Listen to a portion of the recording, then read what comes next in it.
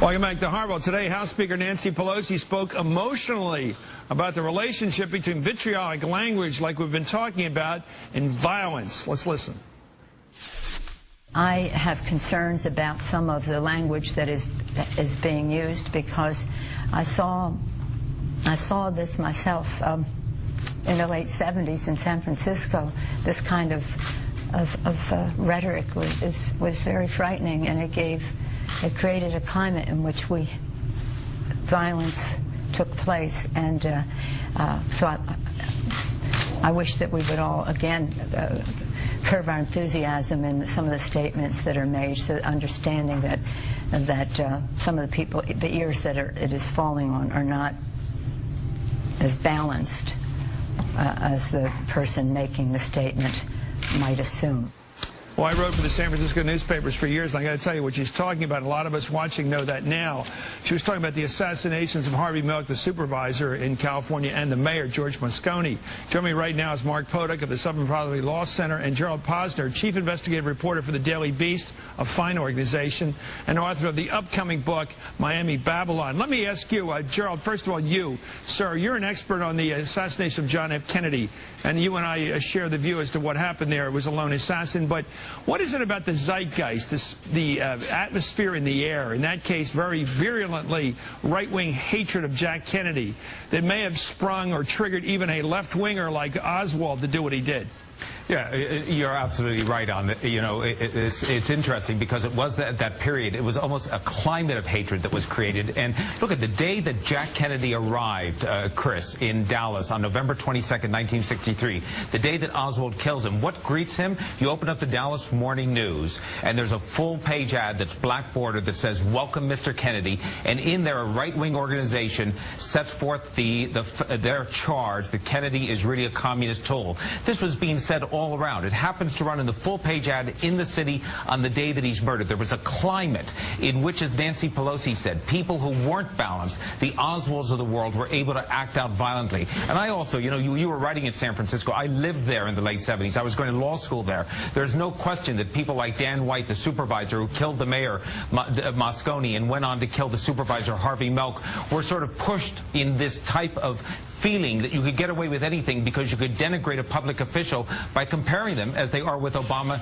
to Hitler, to socialism, and to fascism. Let me go to Mark on that. The question here is very serious. So what is it in the atmosphere that allows a person to feel comfortable showing up at a political event carrying a gun, in some cases 2 guns, and letting people know they're armed? What is it in the atmosphere that lets a person bring a sign that compares the President of the United States to an animal or to a Nazi? What is it makes them feel comfortable doing that kind of crap in public? I wonder if it isn't the atmosphere of language that's being used today. Your thoughts, sir. Mark.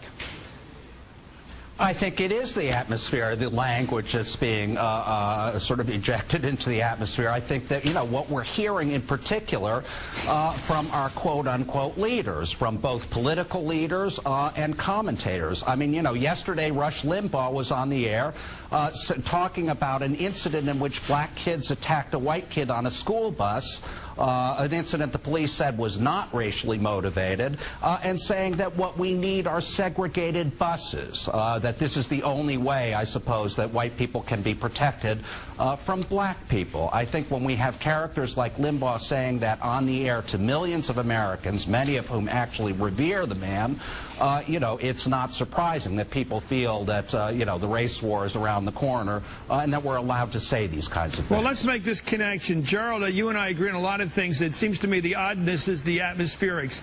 A communist sympathizer like Lee Harvey Oswald, who had become disillusioned with Soviet communism but was infatuated with Castro, kills in the atmosphere of right-wing hatred of a lefty, even though he's a lefty, if you will. What is it that triggers? Is it the sense that the whole atmosphere is, this guy's not legitimate, the guy I'm about to shoot, or the guy I'm about to humiliate with carrying a gun or with a sign or yelling out, you lie? That's sort of license that's given by the atmospherics. Explain. Absolutely. Chris, you hit the nail on the head. It's a license that allows somebody who's on the edge to cross the edge from thinking about acting out to actually crossing the line and being violent and thinking they can change history with a single bullet. And we've shown time and time again that that's possible. And it's happened again in the assassination of Bobby Kennedy. It happened also with the assassination of Martin Luther King, where there was an element, and there was a racial element as well, of course, with King, in which he was denigrated. He was called a false leader of his own people. He was doing the March on Washington, and somebody like James Earl Ray thought that he could kill him with impunity and go on to live in South Africa or in White Rhodesia and be a hero.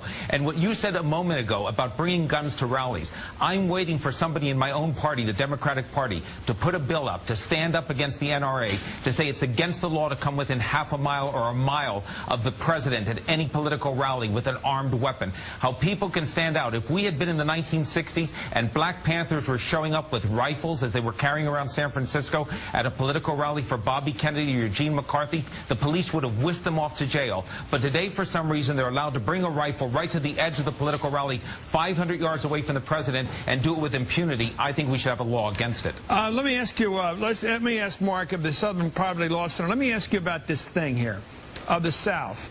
What is it about the cause? We used to hear the phrase, the cause, for the people who didn't like what happened in the Civil War afterwards. They thought they lost the war, they should have won. This attitude about how you got to carry... I heard a guy talking the other day in front of the Lee Mansion about got to keep the battle going. The battle.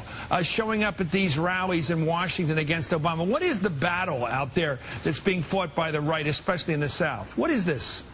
What is this thing out there? Well, I think in the South it's a very particular form of white nationalism. I mean, you know, there are a great many people down here who truly believe that the war had nothing to do with slavery, the Civil War, you know, that it was about tariffs or the North imposing an industrial system on the South or any number of other things. You know, this is very much alive in the minds of a lot of people down here, including academics in many cases. So, you know, all of this rhetoric, all of these ideas have consequences. I mean, I think it's worth saying overall when we talk about this subject that, you know, hate criminals, people who go out and murder people who don't look like them, are not typically people who think of themselves as criminal thugs. They are very typically people who think that they are acting on the wishes of the community. They are the brave young men standing up to defend their community. So, you know, when you have a Limbaugh or other public figures saying Obama is a racist, he has a hatred for white people, as Glenn Beck said on Fox News the other day, you know, there are some people out there, some small sliver of the population who feel, you know, what the brave young warriors ought to do is go out there and defend the white race, and that may very well mean taking a shot at the president. Well, I thank you both for joining us on this terrible subject. Gerald, thank you as always, sir. I respect your book. We'll talk about your book when it comes out, and thank you, Mark Podak. By the way, I think that everybody who does these horrible crimes in history does so thinking that somewhere there will be a warmth for him. Somewhere in the country or in the world there will be people who will respect and love him for what he did. That thought is frightening. I'm not a crook.